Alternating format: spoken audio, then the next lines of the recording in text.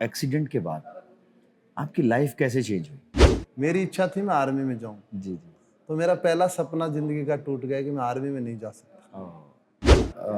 कभी बुराइयों का सामना किया है इसमें? एक बार मैं नेशनल खेलने गया था, तो मेरे कोच साहब आरडी सिंह ही थे।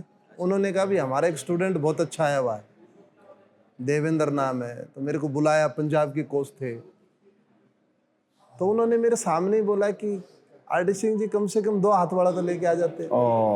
सर और क्या बदला? सपोज आप आपकी बात करें भाई, आप इतना कार्यभार आप संभाल रहे हैं, आप खिलाड़ियों से भी मिलते हैं, आप फैसिलिटीज भी देख रहे हैं, आप बहुत सारी चीज़ों में इन्वॉल्व हैं, तो आपको कुछ और ऐसी गुंजाइश लगती है कि भाई अभी ये भी चेंज होना चाहिए? मेरा ये मानना है, देश में एक तो जो स्टेडियम बन रहे वो पैरा फ्रेंडली बनने चाहिए पूरे। ओके, हाँ एग्जैक्टली, राइट राइट राइट। अच्छा सर, इस बार के जो पैरा ओलंपिक्स हुए उसमें मिस्टर नवदीप सिंह, वो बड़ा चर्चित नाम थे, है ना? उनका तो उनके उनके साथ आपके रिलेशन कैसे हैं? मतलब उनके बारे में थोड़ा बताइए, नवदीप जी के बारे में। नवदीप एग्रेसिव मूड में खेलता है बहुत ज्यादा। वो दिख रहा था, वो दिख रहा था। वो पता लग गया। वो वीडियो में देखा होगा आपने।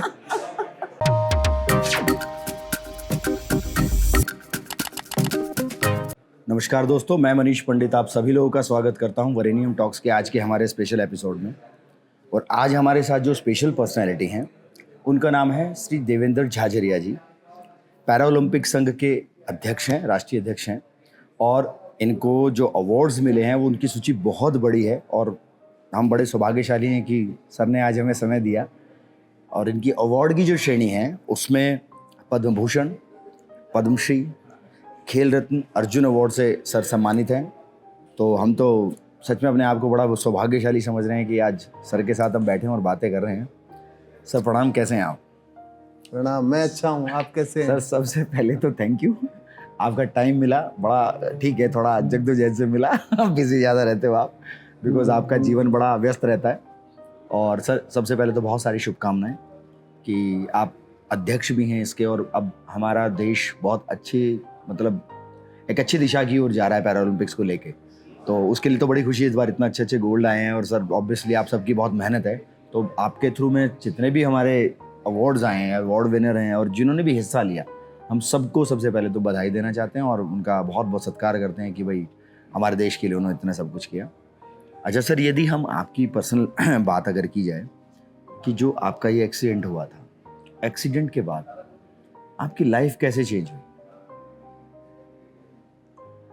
एक्सीडेंट के बाद में मैं पूरा सोचने के लिए मजबूर हो गया। जी जी।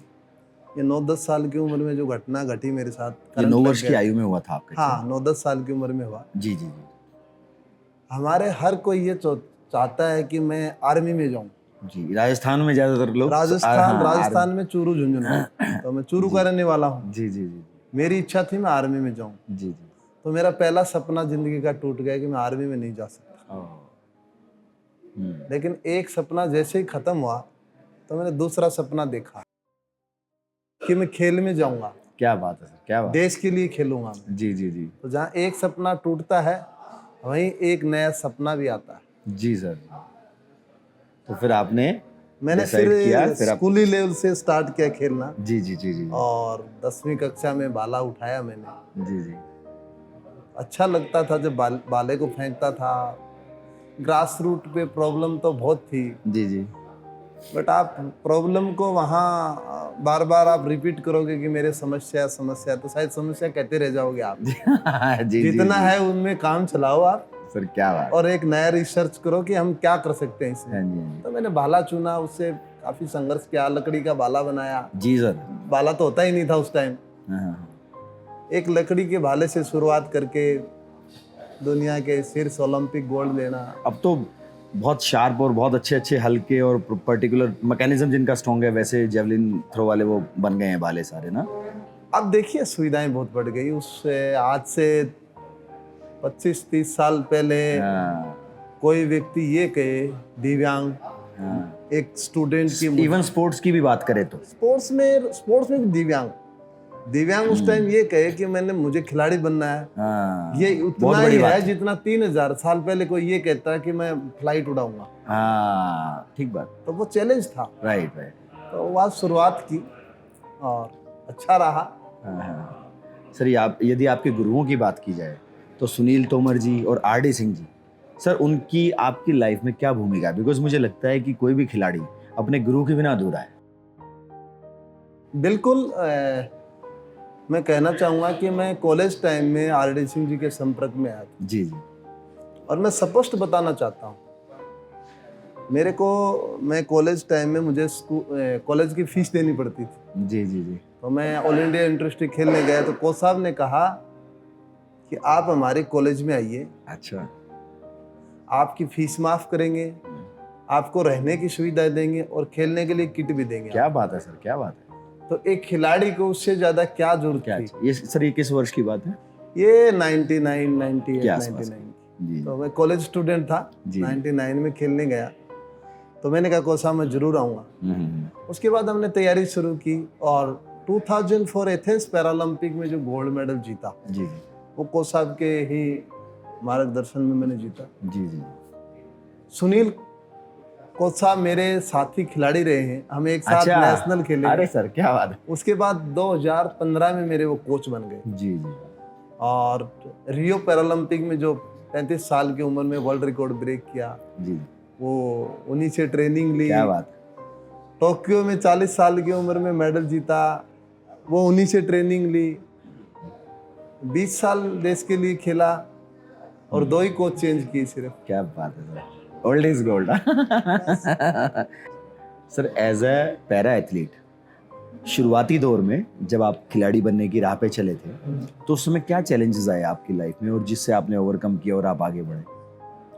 कुछ लगे कभी आपको चैलेंजेस के ये लिए? बिल्कुल life में? चैलेंज बहुत थे और 2-3 चीजें थी जी। जी सर। एक तो बुरा लगता था फिजिकली चैलेंज को सोसाइटी में बेचारा नाम से इस्तेमाल करते थे। Right, right. वो शब्द उन लोगों को हो सकता है अच्छा लगे, लेकिन एक फिजिकली चैलेंज को वो शब्द कभी अच्छा नहीं लगेगा। हाँ, हाँ, ऑब्वियसली। तो सोसाइटी में बदलाव जरूरी है और मेरा ये मानना है और मैं देखा है मैंने उस टाइम का जो चैलेंज था वो बहुत बड़ा चैलेंज था। घर से बाहर निकलना चैलेंज था। कोई बैसाखी पे आता था, एक स्टूडेंट बैसाखी पे आता था चला करके, बैसाखी के यहाँ लगा करके। स्टूडेंट को पता नहीं था, छोटे बच्चों को पता नहीं था, वैसे ही उनकी छिपा देते थे कई बार। बट मुझे वो फील होता था कि इनको कितनी परेशानी झेलनी पड़ती है। तो चैलेंज रहे हैं नो डाउट, बट चैलेंज के आगे मैंने संघर्ष किया है मेरी लाइफ में। मैंने चैलेंज को ये माना कि जब मेरे चैलेंज आएगा कहीं न कहीं मैं आगे बढ़ूंगा, तब मेरे को चैलेंज मिलेगा। उस चैलेंज को मैं कवर करूंगा तो मुझे सफलता मिलेगी। क्या बात है सर। कभी यदि बोला जाए तो कभी बुराइयों का सामना किया है इसमें? किसी ने सम्मुख बुराई कर दी हो, मुंह पे सामने बुराई कर दी, दिल टूटा हो किसी बात को लेके कि मतलब ये मैंने अच्छा नहीं किया, कि भाई मैं फील्ड में आया तो मुझे नहीं आना चाहिए था, रिग्रेट तो फील नहीं हुआ कभी अपने आप में? कई बार देखिए आप अपने आप से क्वेश्चन करते हो। कभी होता नहीं इमोशंस ब्रेक हो गए, किसी ने कुछ बोल दिया तो दिल टूट गया? 1-2 दफ़ा ऐसा हुआ मेरी लाइफ में कि जैसे ही मैं गेम करने की कोशिश करता था, एक बार मैं नेशनल खेलने गया था तो मेरे कोच साहब आर.डी. सिंह ही थे। उन्होंने कहा भी हमारा एक स्टूडेंट बहुत अच्छा आया हुआ है, देवेंद्र नाम है। तो मेरे को बुलाया, पंजाब के कोच थे। तो उन्होंने मेरे सामने ही बोला कि आर.डी. सिंह जी कम से कम 2 हाथ वाला तो लेके आ जाते। मैं एबल बॉडी में खेल रहा था तो मेरे को अच्छा नहीं लगा वो, लेकिन मैंने कुछ रिएक्शन नहीं किया। मेरा 2 दिन बाद में इवेंट था तो उन्होंने कहा हमारे 2 खिलाड़ी जेवलिन के बहुत अच्छे हैं, वो पंजाब से आए हुए थे। उसमें मैंने मेडल जीता। अरे वाह सर, क्या बात क्या बात है। और वो कोच मेरे पास आ करके उन्होंने कहा बेटे माफी चाहते हैं, हमें ये पता नहीं कि आप ऐसे भी कर सकते। क्या बात क्या बात सर, क्या बात। तो मैंने कहा सर कोई बात नहीं है। हाँ। मैंने उनके पैर लिए, हमारे खिलाड़ियों का हाँ, आदत होती है हाँ, गुरु के पैर लेने। बिल्कुल, मैंने पैर लिए उनके, मैंने कहा कोई बात नहीं सर, गलतफहमी हो सकती है। जैसा 2004 में पैरा ओलंपिक में जेवलिन थ्रो में पहला गोल्ड आया इंडिया को, अगर मैं सही हूं तो, बिल्कुल है ना? बिल्कुल। वो आप लेकर आए जी। सर, वो एक्सपीरियंस कैसा था? मैंने शायद 20 दिन पहले या 15 दिन पहले एक पोस्ट लगाई थी उसको 20 साल हो गए। तो उसमें मैं कॉलेज स्टूडेंट था उस टाइम, और जो मैंने मेडल जीता वर्ल्ड रिकॉर्ड के साथ, रियली बहुत खुशी हुई। और खुशी इसलिए ज़्यादा थी कि उस खुशी के पीछे मेहनत भी छिपी हुई थी और दर्द भी छिपा हुआ था। जी जी। दर्द इसलिए कि कुछ कर नहीं सकते दिव्यांग, खुशी इसलिए कि देश के लिए गोल्ड कुछ किया। कुछ Right. किया देश के लिए। उसके बाद 2004 का एक बहुत बड़ा मोमेंट आया, और उसको भारत सरकार ने पैरा खेलों को मान्यता दी। कि अचीवमेंट इतनी बड़ी थी इंडिया की, वो एक बहुत ही चेंज मेकर मेडल मानता हूँ मैं हिंदुस्तान के लिए। और वर्ल्ड रिकॉर्ड ब्रेक किया, तो अपने आप में एक बड़ी बात थी वो। सज्जद 2004 में आपने जो पैराडाइम तोड़ा है आपने लोगों का कि भाई पैरालंपिक में सब लेके आया, उसमें आपका, आपके पेरेंट्स का, आपके फादर साहब का, आपकी फैमिली का क्या रोल रहा? बहुत बड़ा रोल होता है। मेरा ये मानना है, हिंदुस्तान में कोई खिलाड़ी गेम करता है तो सबसे पहले मैं कहना चाहूँगा कि सबसे पहले कोई स्पोर्ट करता है वो पेरेंट्स करता है। एग्जैक्टली। ये हकीकत है। आप खिलाड़ी नहीं हो तो आपके घर के पास एकेडमी नहीं मिलेगी कभी, क्योंकि हर कोई जगह एकेडमी नहीं है। मैं आज भी देखता हूँ, जब मैं गेम करता था पेरेंट्स लेकर आते होंगे आप, तो भी मेरे बहुत दूर फादर जाते ये होंगे। कहते थे, तेरा काम है गेम करने का, बाकी काम मेरा है। बाकी काम मेरा। गवर्नमेंट से कोई फैसिलिटी की जरूरत पड़ेगी तो मैं तेरे लिए घूमूंगा। दिव्यांग जनों को मैं मान्यता दिलवा के रहूंगा एक दिन। तो मेरे को अजीब सा लगता था कि शायद हो पाए या ना हो पाए। 2004 के अंदर उन्होंने राष्ट्रपति जी को लेटर लिखा, आपके फादर साहब ने? मेरे फादर साहब कलाम साहब को। क्या बात है। उनका कलाम साहब ने वापस जवाब दिया कि मैंने ये मिनिस्ट्री में आपका लेटर लिख दिया। वाह जी वाह, क्या बात है। आज भी मुझे याद है वो, और शायद वो लेटर मेरे पास है अभी भी। तो ये पिताजी का बहुत बड़ा सहयोग रहा, और उनकी मेहनत थी मेरे पीछे बहुत ज़्यादा उनकी। शायद वो मेहनत नहीं करते तो मैं आज, मेरे ख्याल से पद्म भूषण, पद्म श्री शायद में नहीं हो पाता। नहीं होते। सर, हमने कुछ सुना है कि आपके फादर ने ना आपको कुछ गोल्डन वर्ड्स दिए थे, कुछ शब्द ऐसे दिए थे आपको जो आपके लिए एक मतलब संबल का कार्य किया जिसने, और आज आप इतनी अच्छी पोजीशन में बैठे हैं। वो वर्ड्स क्या थे? वो फादर का जो प्यार था वो क्या था? देखिए, मैं बताना चाहूँगा कि टोक्यो पैरालंपिक की बात है, मैं तैयारी कर रहा था। पिताजी बीमार हो गए थे उस टाइम। मेरे को इन्फॉर्मेशन दी, फ़ोन किया कि पापा जी बीमार हो गए, भाई ने फ़ोन किया। मैं तुरंत आया, हमने डॉक्टर को दिखाया, तो डॉक्टर ने कैंसर घोषित कर दी थी पापा जी, और डॉक्टर ने कहा कि 4th स्टेज में है, 20 से 30 दिन निकलेंगे। ओह। मैं घर पे आ गया, गांधीनगर था उस टाइम, इंडिया कप में तैयारी कर रहा था। जैसे मैं पहुंचा, पिताजी ने मुझे कहा बैठ करके कि ठीक है। मैंने कहा मैं तो ठीक हूँ, आप बताओ। बोल देखो मेरी बात सुनो, आप मेरे पास रहने के लिए आए हो। मैं कहा बिल्कुल, अब मैं आपके पास ही रहूँगा। बोल देखो, आपको अब थोड़ा सा मजबूत होना पड़ेगा, और मेरा ये कहना है कि आप वापस जाइए, ट्रेनिंग करिए। मेरी इच्छा है। क्या बात, क्या बात। आप देश को मेडल दिलाओ टोक्यो में। मैं 1 साल जीऊँ, 1 महीने जीऊँ, कोई मायने नहीं है, आपको देश पर के मैं लिए देखना चाहता हूँ इस बात का कि आप जीत सकते हो मेडल। ये मेरी इच्छा है, और मुझे पक्का यकीन है आप मेरी पूरी करोगे। तो फिर मैं एक दिन और रहा घर पे, सोचता रहा मैं। फिर मैंने बैग उठाया, फिर मैं वापस चला गया ट्रेनिंग। फिर 1.5 महीने बाद में पिताजी नहीं रहे, ओह। लेकिन उनके जो शब्द थे ना, वो मेरे को बिल्कुल आज भी वैसे ही याद थे। मैंने इतनी मेहनत की टोक्यो के लिए, 40 साल की उम्र हो गई थी, लेकिन फिर भी कहीं न कहीं मैंने सोच लिया कि ये पिताजी का सपना है, इसको मैं पूरा करूँगा। क्या बात है सर। और टोक्यो में फिर मैंने सिल्वर मेडल जीता। क्या बात, क्या बात। और फिर उसके बाद रियो ओलंपिक्स हुए। रियो 2016। अच्छा, ओके ओके। 16 रियो में मेरा 2004 में गोल्ड लिया। फिर 8 और 12 में मेरा इवेंट नहीं आया जी, जेवलिन। अच्छा अच्छा। मैंने 12 साल इंतजार किया। ओह माय गॉड, जैसे लॉन्ग टाइम सर, बहुत लंबा समय। बहुत 12 साल। 12 साल 12 साल में तो लोग प्रैक्टिस छोड़ देते हैं। हाँ, प्रैक्टिस छोड़ देते हैं, फिर डिमोटिवेट हो जाते हैं। डीमोटिवेट हो जाते हैं, बॉडी रिस्पॉन्स करना बंद कर देते हैं। राइट राइट सर, इतने दिन फिट रखना और वो भी दूर रह के, तो माय गॉड। लेकिन मैं बताऊं आपको, मैंने जेवलिन के अलावा ज़्यादा कुछ नहीं सीखा। तो फिर मैंने 16 में 2004 में जो वर्ल्ड रिकॉर्ड ब्रेक किया था, वो जा करके रियो पैरालंपिक में मैंने वर्ल्ड रिकॉर्ड मेरा ही ब्रेक किया। अरे सर क्या बात है। क्या बात है। फिर गोल्ड मेडल जीता। अच्छा सर, जो ये कंपटीशंस होते हैं, जैसे आपने इतना 12 साल का वेट करने के बाद पर्टिकुलर अपने आप को उस चीज़ के लिए रेडी रखा, इसमें बहुत सारा कंपटीशंस होते हैं कंपटीशन तो ऑब्वियसली, तो उसके लिए आप कैसे रेडी रहते हो? वो क्या मोटिवेशन है जो भाई आपको इतने दिन तक इतना पावरफुल बनाए रखते हैं? हमारी सच बताऊं, खुशियाँ क्या होती हैं हमारी ज़िंदगी में? खुशियाँ ये होती है, हम तो छोटी सी चीज़ पे खुश होने वाले हैं। हाँ जी। 6 दिन वर्कआउट करते हैं, 7वें दिन रेस्ट मिलता है संडे को।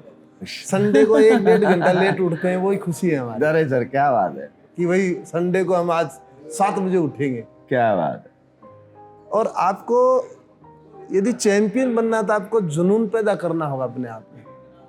मैं वही कहना चाहता हूँ कि जिसके अंदर जुनून है ना, वही चैंपियन है। जी जी जी, ये जुनून नहीं छोड़ना चाहिए आपको। जुनून नहीं छोड़ना चाहिए, और इससे आप तैयारी करोगे आप, तो मेरा ये मानना है कि जैसे मैं एक आपको बड़ी अलग सी स्टोरी बताऊंगा।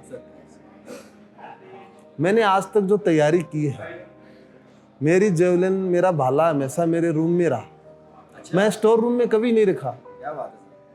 मेरे को हर कोई कहता था स्टोर में रख दो ना, मैंने कहा नहीं, ये मेरे को 24 घंटा दिखना चाहिए। क्या ये मेरा बात है। टारगेट, मुझे ये मेरी नजर आना मोटिवेशन चाहिए। है। हाँ, ये मेरा मोटिवेशन है जी जी जी, कि मेरे को ये करना है। क्या बात है सर।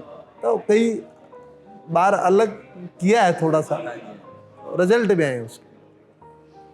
अच्छा सर, जब आपने ज्वाइन किया, अभी काफ़ी लंबा समय हो गया ना, 2004 से अब 2024 है, 20 साल का समय हो गया। तो जिस टाइम पे आपने ज्वाइन किया था और आज के समय में आप ओलंपिक्स को कहाँ देखते हैं? आप कितना मानते हैं कि फैसिलिटीज़ हुई हैं, नहीं हुई हैं, या क्या मतलब चेंजेस आपको लगता है कि चेंज आए हैं? बहुत बड़े बदलाव हुए। पॉजिटिव्स? पॉजिटिव, बड़े पॉजिटिव बदलाव की बात कहूँ मैं, आप मेरा 2004 का वो वीडियो देखेंगे, उसमें मैं सिर्फ 400 रुपये के स्पाइक पेन के थ्रो कर रहा हूँ। और मेरे सामने वाले जो खिलाड़ी थे, चाइनीज थे हाइट में, उनके पास 20-20 हज़ार रुपये के स्पाइक थे। मैं खुद के उस टाइम में खुद के 1 लाख रुपए लगा के गया था उस टाइम। सरकार ने एक पैसा नहीं दिया। ओह माय गॉड, वो आपने अपनी पॉकेट से लगाए थे? मैं वो सारा पॉकेट से लगा करके गया। कोई सोच सकता है ये बात? आज सबसे बड़ा मैं पैरा स्पोर्ट्स में बदलाव देखता हूँ, तो उसमें ये है कि माननीय प्रधानमंत्री जी नरेंद्र मोदी जी का बहुत बड़ा योगदान। क्यों? क्योंकि उन्होंने स्पष्ट कह दिया था कि पैरा खिलाड़ियों को सामान्य खिलाड़ियों को बराबरी का दर्जा मिले। उन्होंने वो फैसिलिटी दी, चाहे टारगेट ओलंपिक पोडियम स्कीम।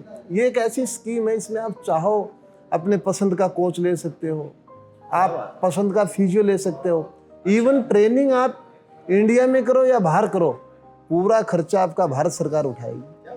हमारे जो 84 सदस्य पैरालंपिक में गए, उसमें 50 खिलाड़ी हमारे टॉप स्कीम में थे, उनको सब फैसिलिटी थी। फिर जीत के आते हैं खिलाड़ी, तब सम्मान, कितना बड़ा वेलकम। वो तो हमारी बेटी प्रीतिपाल ने मेडल जीता अभी रनिंग में, तो मेरे को कहा भैया मेरे से प्रधानमंत्री जी कब बात करेंगे? क्या बात है। क्योंकि उनमें रहता है वो। जी जी जी, एक देश का प्रधानमंत्री आपका सम्मान देता है, खिलाड़ी के तौर पे आपका इतना मान सम्मान देता है, वो एक बहुत बड़ा मैसेज है। मैं इंडिया की बात नहीं कर रहा हूँ, मैं दुनिया की बात किसी भी, हाँ किसी भी देश में, हाँ किसी भी देश में ये बदलाव है। इस बदलाव में माननीय प्रधानमंत्री मोदी जी ने बहुत बड़ी भूमिका ही निभाई है। और एक और बताता हूँ मैं आपको, आज देख रहे होंगे आप, पेरिस में खिलाड़ी जीत के आए, मैं प्रेसिडेंट की भूमिका में था, तो चेक जो खिलाड़ियों को दिया जा रहा था, वो घर जाने से पहले चेक दिया गया। ओके।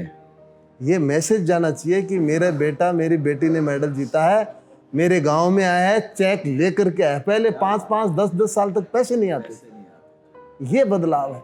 खेलो इंडिया स्कीम लेके आए हैं। खेलो इंडिया इतनी अच्छी जूनियर बच्चों का प्लेटफॉर्म है, इससे हमारे 16 खिलाड़ी गए खेलो इंडिया से। क्या बात है, क्या बात है, क्या बात। उनको सुविधाएं पूरी थी। अब की बार जो खिलाड़ी गए हैं उनमें करीब करीब खिलाड़ियों को 100% फैसिलिटी मिली हुई, अच्छा, जबकि 2004 में कोई फैसिलिटी नहीं थी।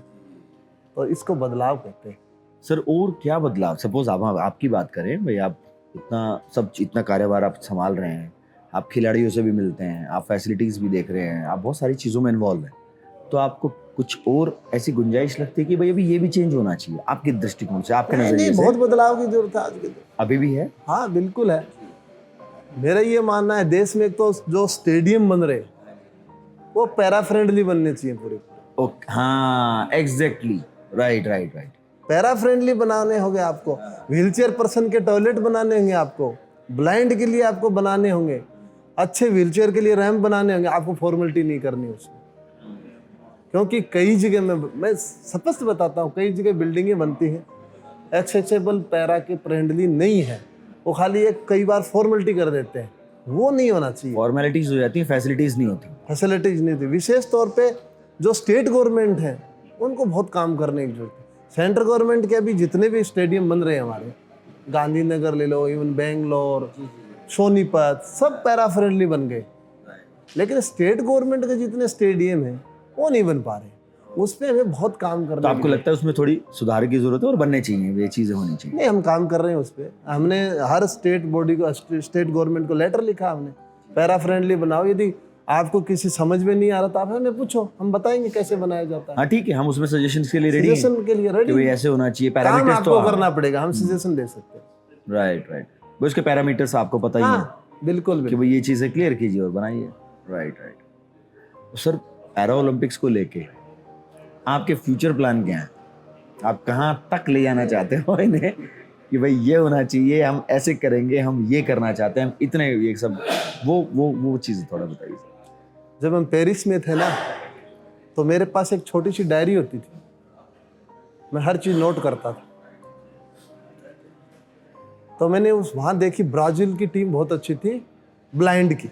ओके। तो मैंने वो पूरा लिखा है मेरी डायरी में कि हम ब्राज़ील का एक विजिट करेंगे, हमारी टीम विजिट करेगी, उनका ट्रेनिंग प्लान हम देखेंगे वो कैसे ट्रेनिंग करवाते हैं, ताकि हम, क्योंकि हिंदुस्तान में बहुत ब्लाइंड बच्चे हैं, हाँ हाँ हाँ, उनको हम ट्रेनिंग करवा करके हमारा अगला जो लॉस एंजलिस में जो पैरालंपिक 28 में, उसमें हम ब्लाइंड कैटेगरी में ज़्यादा मेडल जीतेंगे। हमारा ये टारगेट है।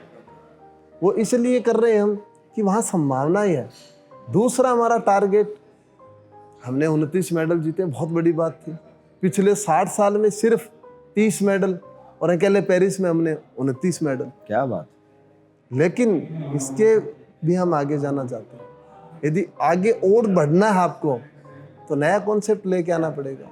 उसमें हमने क्या किया, अभी हम टाई अप कर रहे हैं आर्मी से। आर्मी में लगभग 150-200 जवानों की इंजरी आती है, वो फिजिकली फिट है, इंजरी आ गई उनके, तो हम आर्मी से कॉन्ट्रैक्ट करके उनको हम ट्रेनिंग करवाएंगे, या आर्मी के साथ कोलैबोरेशन करेंगे हम, तो आर्मी उनको ट्रेनिंग करवाएगी, हम उनको खिलाने का काम करेंगे। क्या बात, क्या बात।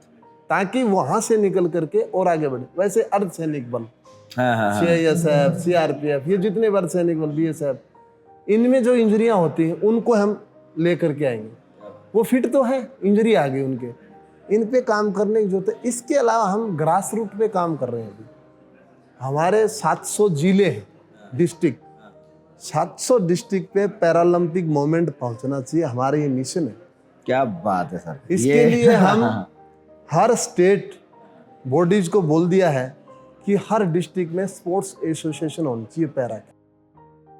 अभी हम जूनियर प्रोग्राम चला रहे हैं, थोड़ा फिर सीनियर पे आएंगे। अभी जूनियर प्रोग्राम चला रहे हैं। जूनियर प्रोग्राम में हम जैसे खिलाड़ियों को ग्रास रूट पे जो 15-16 साल के खिलाड़ी हैं हमारे जूनियर लेवल पे, उनको हम फैसिलिटी मुहैया करवाएंगे जी, ताकि हमें 28 और 32 पैरालंपिक में वो हमारे खिलाड़ी रेडी हो सके। रेडी हो सके। Right right. तैयार करना पड़ेगा आपको। आज 24 में जिसने मेडल जीता है उसमें से 32 में आपको जल्द नजर नहीं आएंगे वो, तो आप और खिलाड़ी तैयार कहाँ से करने पड़ेंगे। ये जरूरी है हमारे लिए। राइट। फ्यूचर भी तो देख के चलना है ना कि भाई ये खिलाड़ी जो आज तैयारी कर रहे हैं वो 5 साल बाद कहाँ पर होंगे, 3 साल बाद क्या लेके आने वाले, 4-5 साल बाद क्या। बिल्कुल बिल्कुल। अच्छा सर, आप इतने व्यस्त रहते हैं, कभी टोक्यो, कभी कहीं, कभी कहीं, कभी पेरिस, कभी कहीं। आपकी जो 3 लाइफ हैं, आपकी स्पोर्ट्स लाइफ है, आपकी पर्सनल लाइफ है और एक आपकी पॉलिटिकल लाइफ है। सर ये बैलेंस कैसे करते हो इन तीनों को? चैलेंज है जी। लेकिन मैंने बचपन से हर चैलेंज को स्वीकार किया। सबसे पहले मैं खेल है वो मेरा जुनून है, तो जितना भी खेल का काम होता है वो मैं नाइट में बैठ करके करता हूँ। मेरे पूरे हमारी ज़्यादातर जो मीटिंगें होती हैं हमारी एसोसिएशन की, पैरालंपिक कमेटी ऑफ इंडिया की, हम रात को 10 बजे रखते हैं वो मीटिंग। जूम पे रात को 10 से 12 बजे तक चलती है हमारी, हम काम करते हैं। जी जी जी। फिर अब बेटी है, 13-14 साल की बेटी होगी, 10 साल का बेटा हो गया। पारिवारिक समय भी चाहिए। अब बेटी भी खेलती है। जी जी। उनको समय चाहिए, उनको पूछता हूँ और जरूरी है फैमिली से। जी जी जी। वो समय भी निकालता हूँ। लेकिन बात पॉलिटिकली रही, वो मेरा ग्रास रूट है। जी जी जी जी। क्योंकि अब जिस क्षेत्र से मैंने मेरा इलेक्शन लड़ा था वहां क्या थी कि मेरा एक मिशन है, मैं एक मिशन के तौर पे आया वहां पे कि जिंदगी में जो मैंने संघर्ष किया, मैं ऐसे क्षेत्र में आता हूँ जहाँ पानी नहीं है। मैं ऐसे क्षेत्र से आता हूँ जहाँ बिल्कुल रेगिस्तान है, फैसिलिटीज नहीं है। मैं ऐसे क्षेत्र से आता हूँ जहाँ 5-5 किलोमीटर दूरी तक स्कूलें नहीं है। अच्छी स्कूल बनाना हमारा मिशन है। तो उसके लिए क्या है, वो काम करने का जो मिशन है मेरा, कि आने वाली पीढ़ी है मेरी, वो ये सोचे और ये कहे कि भी एक व्यक्ति ऐसा आया था जो हमारी समस्याओं को वो रिकॉग्निशन दे, उन समस्याओं की है ये समस्या, फिर उनका समाधान करना है। उसके लिए मैं, एक तो हमारे क्षेत्र में धार्मिक कार्यक्रम बहुत होते हैं, मैं धार्मिक कार्यक्रमों में जाता हूँ और भी हमारे बहुत कार्यक्रम चलते हैं। फिर जितनी भी गवर्नमेंट की स्कीम है उनकी जो मैं बात करता हूँ बार बार कि ये स्कीमें इम्प्लीमेंट हो रही हैं कि नहीं। तो ग्रास रूट पे उस स्कीम को पहुँचाना, उसमें समय लगता है। मैं कर रहा हूँ, अभी मेरे क्षेत्र में मैं 2 दिन रहा हूँ, तो लोगों की जो समस्याएं हैं वो सुनते हैं, उनका समाधान करते हैं और अपने का मिशन के तौर पे वहाँ काम करना होगा। तो ये बैलेंस बनाना ज़रूरी है। इसमें थोड़ा सा समय की कमी रहती है, लेकिन मेरा ये मानना है मॉर्निंग में जल्दी उठ जाओ। आप जल्दी उठ के थोड़ा सा टाइम लगे, 25-30 मिनट तो वर्कआउट करो, उसके बाद आपके अगले काम क्या है, पूरे काम करो आप। जी जी। और सर जैसे आपकी कम्युनिटी है वहाँ पे, अभी आपने वैसे तो इसका जवाब दे दिया है, और मेरा एक स्पेशल प्रश्न ये था कि भाई जैसे आपकी रूट्स हैं जहाँ से आप आते हो, जैसे आपने बताया भाई प्रॉब्लम्स हैं बहुत सारी, ये सब चीज़ें हैं, वो रूट्स हो गए, प्लस में आपकी कम्युनिटी हो गई जो आपको मानती है, जानती है, आपका क्षेत्र, तो उन सब चीज़ों से बैलेंस बना के रख पाते हो समय? बिल्कुल, मैं बैलेंस बना के रखता हूँ। और वहाँ क्या है कि मेरी जो कम्युनिटी है वहाँ यूथ मान लें, अदर मान लें, जो भी लोग हैं उनकी जो रिक्वायरमेंट भी है, जैसे यूथ को मेरे से बहुत उम्मीदें हैं वहाँ की। देवेंद्र झाझड़िया वो अच्छा ग्राउंड बनवा सकता है, अच्छा स्टेडियम बनवा सकता है, उनकी बहुत रिक्वायरमेंट रहती है। ये तो उनसे क्या है कि आप संवाद करोगे तो वहाँ से निकल के आएगा कि ये रिक्वायरमेंट है इनकी। और मैं इसलिए, मुझे अनुभव है वहाँ का, क्योंकि मैंने 95% लोगों की लाइफस्टाइल मैंने जी है खुद ने। हो सकता है 5% हाई प्रोफाइल लोग होंगे, लेकिन जिनकी जरूरत है वैसी लाइफ तो मैंने जी आपने है। जी हुई, तो आपको पता है चीज़ों का, पता रहता है। हाँ, कि भाई ये प्रॉब्लम्स हैं और ये सॉल्यूशंस हैं, तो ऐसे हो सकता है, तो फिर उसी के लिए आपके प्रयास भी रहते हैं। बिल्कुल बिल्कुल। है ना? अच्छा सर, आपको क्या लगता है कि जो पैरा ओलंपिक्स में जो फैसिलिटीज़ हैं जो मिल रही हैं या जो मिलनी चाहिए, उनके लिए जो हमारी इंडियन गवर्नमेंट, सेंट्रल गवर्नमेंट जो है, क्या वो पूरा सहयोग दे रही है? भारत सरकार बिल्कुल पूरा सहयोग कर रही है। और मैं आपको बताऊं, अब की बार जैसे हमारे खिलाड़ी गए थे, Avani Lekhara gold medalist Paralympic, facility क्या थी बताऊं मैं, सरकार ने क्या दी। जी। उसके साथ एक एस्कॉर्ट गया पेरिस में, एक फिजियो गया, क्या बात। एक कोच, एक खिलाड़ी पे तीन, एक बंदे के साथ, एक एक बंदे के खिलाड़ी साथ के साथ तीन लोग। तीन लोग, पूरा सरकार, भारत सरकार। क्या बात है सर, क्या बात है। बहुत बड़ी फैसिलिटी दी है उनको। लगातार अवनी जी लगातार टॉप स्कीम में हैं, करोड़ों में खर्च हुए हैं, क्या बिल्कुल लेकिन हुआ होगा सर। मेडल जीता है, वो भी गोल्ड। तो भारत सरकार बहुत अच्छा कर रही है। स्टेट गवर्नमेंट है, बहुत सी स्टेट गवर्नमेंट बहुत अच्छा कर रही है, लेकिन हमें कई जगह चैलेंज आते हैं। जैसे नॉर्थ ईस्ट के स्टेट हैं, वहाँ हम बार बार लेटर लिखते हैं वहाँ के सीएम को कि आप पैरा स्पोर्ट्स को डेवलप करो, यहाँ पे रिक्वायरमेंट है, पैरा स्पोर्ट्स ज़रूरत है। तो हम तो हमारी तरफ से पूरा काम करते हैं। मतलब आपके अपनी तरफ से पूरे प्रयास हैं कि भाई किसी ना किसी तरह इस खेल जगत को आगे बढ़ाया जाए। कैसे? हाँ बिल्कुल बिल्कुल। हम तो, क्योंकि देखिए हर जगह आपको पहुंचना पड़ेगा, तब जा करके हमारा जो टारगेट है 50 मेडल जीते अगले ओलंपिक दर्ज में, करानी पड़ेगी। तो अपनी उपस्थिति दर्ज करवानी पड़ेगी। जी जी सर, कभी किसी बात का रिग्रेट रहा लाइफ में? नहीं, इतना तो नहीं रहा, लेकिन कई बार ऐसे हो जाता है कि कोई मिस्टेक होती है। हाँ जी, हाँ जी।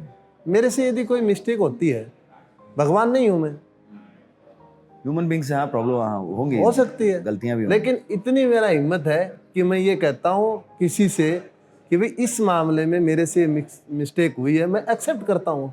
हो सकता है गलती हो जाए किसी से। अच्छा, अगर हम स्पोर्ट्स मीडिया की बात करें, जैसे हर चैनल में एक स्पोर्ट्स के लिए अलग से कैटेगरी रखी जाती है जो सिर्फ स्पोर्ट्स कवर करते हैं, तो आपको क्या ऐसा लगता है कि कुछ चेंजेस होने चाहिए कि जो स्पोर्ट्स मीडिया जो बेसिकली स्पोर्ट्स को कवर करता है उसमें कुछ सुधार की ज़रूरत है, या ठीक चल रहा है, या और अच्छा हो सकता है?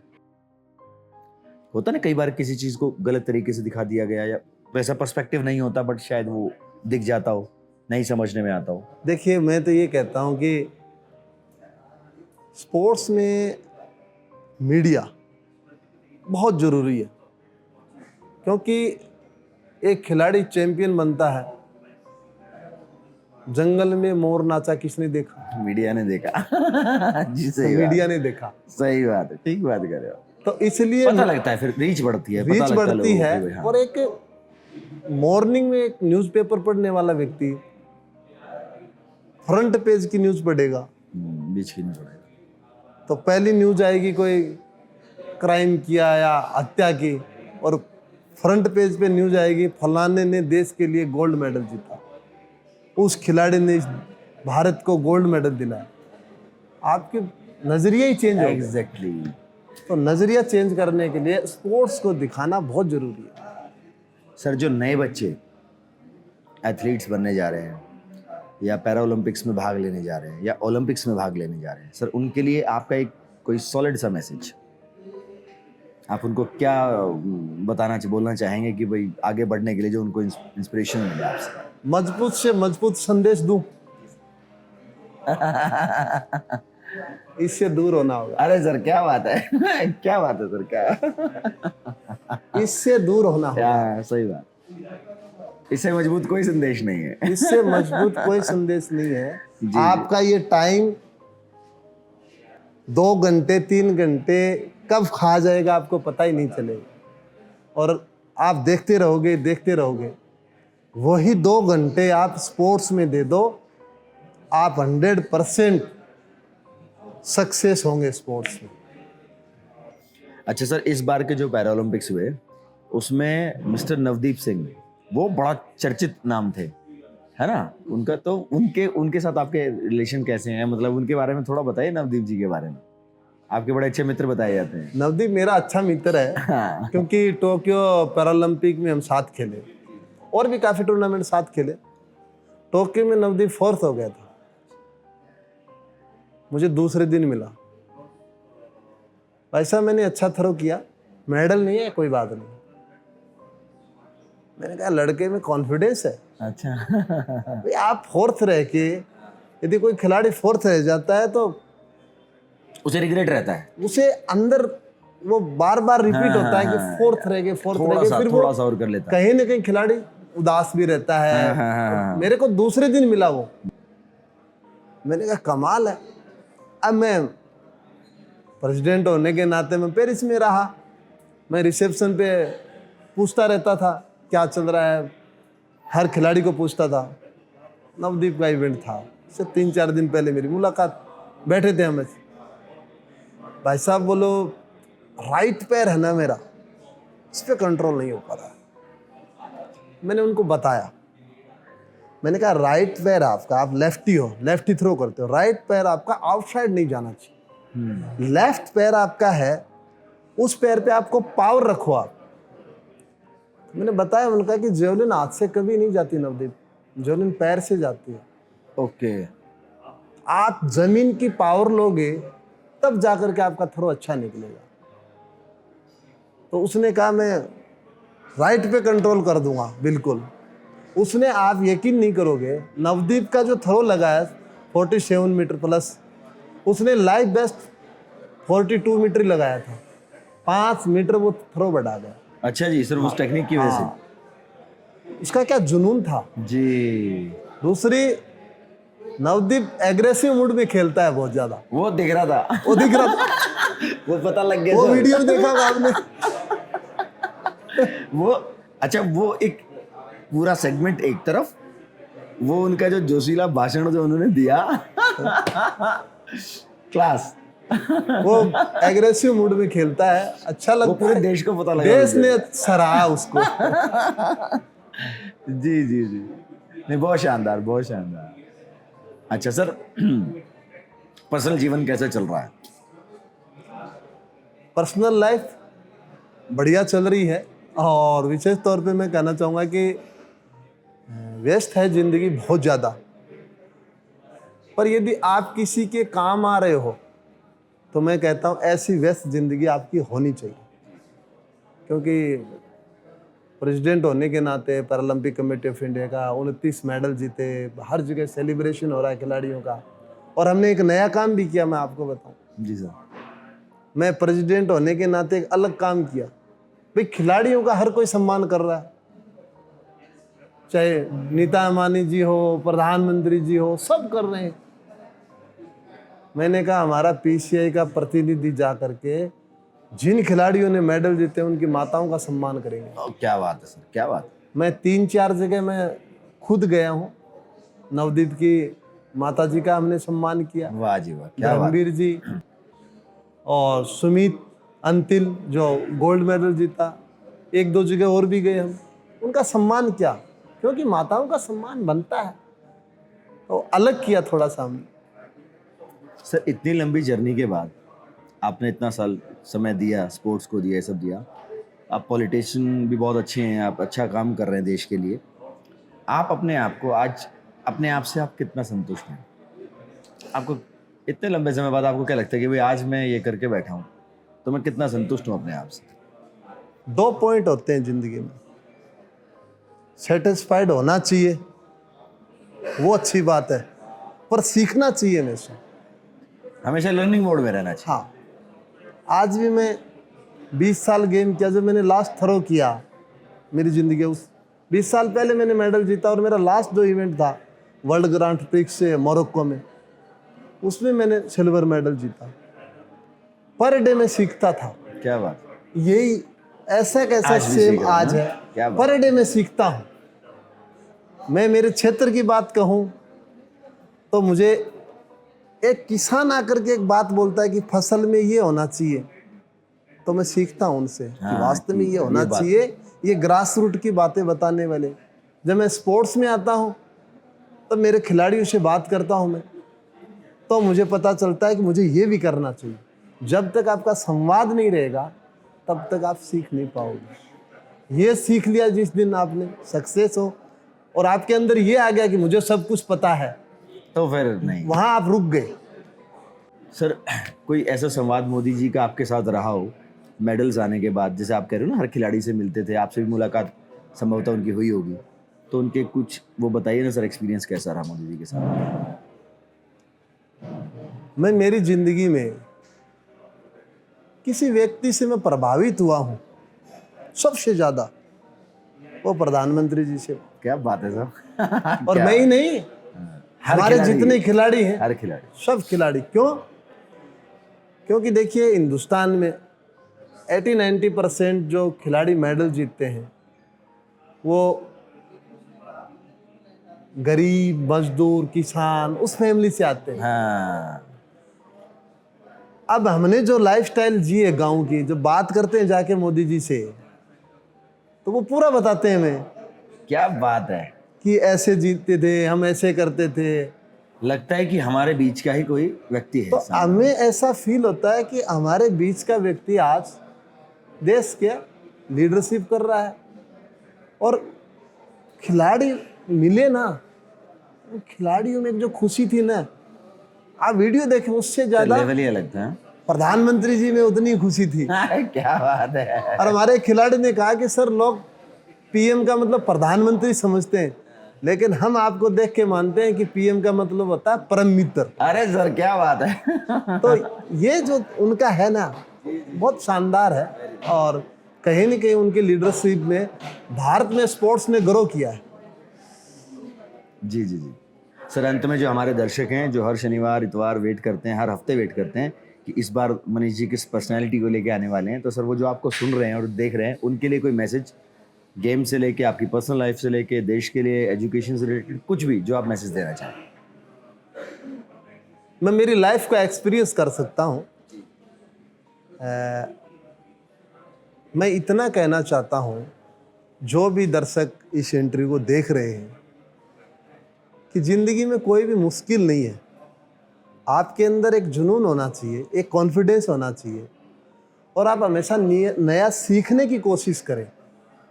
आपके दिमाग में ये आ गया कि ये मेरे से नहीं होगा, फिर नहीं होगा, मैं कोशिश करूँगा, ये मेरे ख्याल से बेहतर विकल्प है। और स्पोर्ट्स तो बहुत अलग है, लेकिन एक मेरा सभी से कॉमन मैन से निवेदन है, 24 घंटे में आप अपने शरीर को 30-40 मिनट जरूर दें। मॉर्निंग में आप वॉक कर सकते हैं, रनिंग कर सकते हैं, एक्सरसाइज कर सकते हैं, तभी हेल्थी इंडिया और फिट इंडिया बनेगा। क्या बात है सर। क्या सर, आपने बहुत कीमती समय दिया, उसके लिए आपका बहुत बहुत धन्यवाद। और सर आपसे बहुत कुछ सीखने को मिला आज, और मुझे लगता है कि हमारे दर्शकों को तो बहुत ही ज़्यादा कुछ अच्छी अच्छी चीज़ें मिलने वाली हैं इस पॉडकास्ट से, जो अपने दिमाग में, जहन में अपने डाल के वो अपनी आगे की लाइफ को एंजॉय करेंगे और मेहनत करेंगे, मुझे पूरी उम्मीद है। Thank you so much sir, seriously बहुत अच्छा लगा आपसे मिलकर। Thank you. Thank you.